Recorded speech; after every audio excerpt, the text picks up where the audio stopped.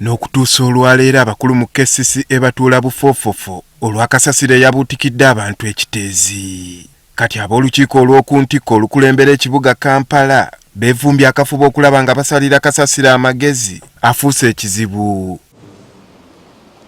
Olukiiko luno terukkiriziddwamu bannamawulire wabula nga basobodde okutubuulira bye bateesezzaako. Mbu bano basoose kwagala kumanya kiki ekyavuddeko kalunsambulira kasasiro okubumbulukuka okukkakkana nga abantu. Sijja nze nga Lukwago ne bammemba bange bano kukkiriza individual responsibility ffenna tuvunaanibwe ekipooli. Ebyembyakulira eby'obulamu n'obutonde bw'ensi mu KCCA talabiseeko kyokka nga yabadde alina okuddamu ebibuuzo ebisinga obungi. Ani ku ffe wano avunaanyizibwa? Ekibuuzo ekyo kitulemye okuddamu kubanga omu ate ali ku kifo ekikulu ennyo ekya public health tazze. Kati wano we baweeredde oludda olw'ekikugu ennaku 2 nga bavuddeyo n'alipoota ennambulukufu ku nsonga eno. Kubanga bino si byakulwawo.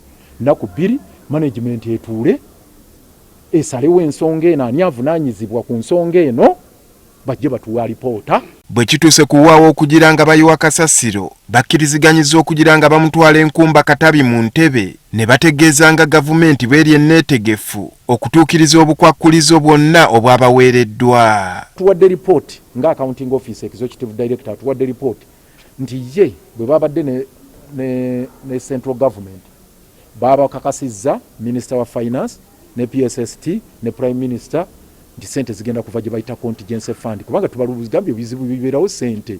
Bano era basazeewo okufuna ekifo ekirala ekyokubiri kubanga ekyenkumba kitono. Mu kaseera mpaawo kaaga ojja kwesanga nga n'ako akafo kajjudde.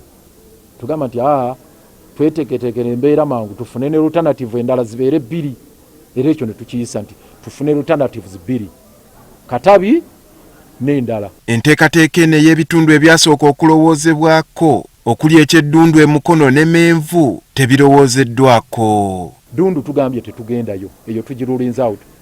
Ekisooka embeera y'eddundu waliyo olusozi olulungi nange lwannyumira nnyo ndwagala. Amayinja ago gono tugayiweko kasasiro ekyo kyakitadde wali wala. The proposal at the moment is see how do we resettle people from Kitezi to Dundu. Kyokka bino byonna nga biteesebwa kampuni z'obwannannyini si zaakukkirizibwa kuyiwa kasasiro mu bifo bino. Bwe baba baagala tuyiwe wamu kasasiro mujje tunoonyeze wamu ne costs tuzisharinge. Bwe muba temwagala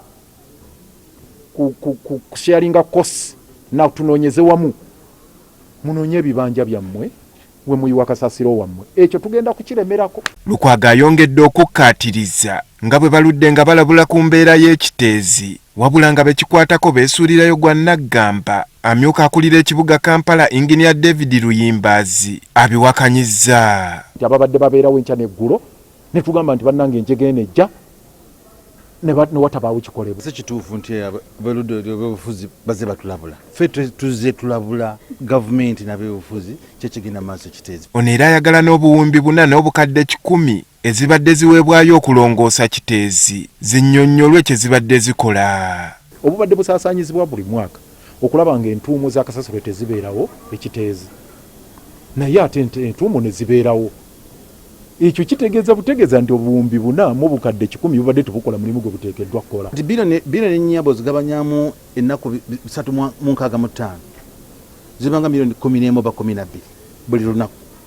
Ekyuma kimu bwe kiti kitujjako kumpi tukipangisa milioni 2 n'ekitundu on average.